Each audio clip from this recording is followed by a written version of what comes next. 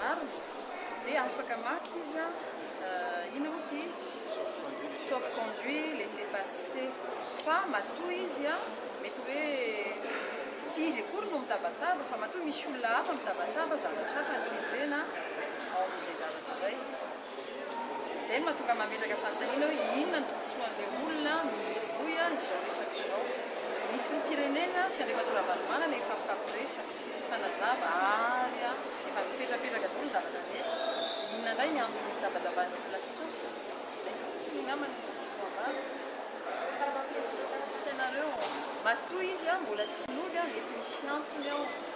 matoa izy mbola tsy nody dia matoa hoe aompany namany zany fa tsy izy akory aompany namany amin'ny resaka passeport hoe ahoana dia aompany amin'ny resaka hoe passeport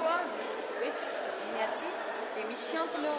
fa tokony halalininareo ianareo nefa no gazety afaka mamakafaky hoe inona ny antony tsy mbola ahafahan'ny Valomana mody azoko mena piste anankiray nareo antany eo ny ao amin'ny masovoany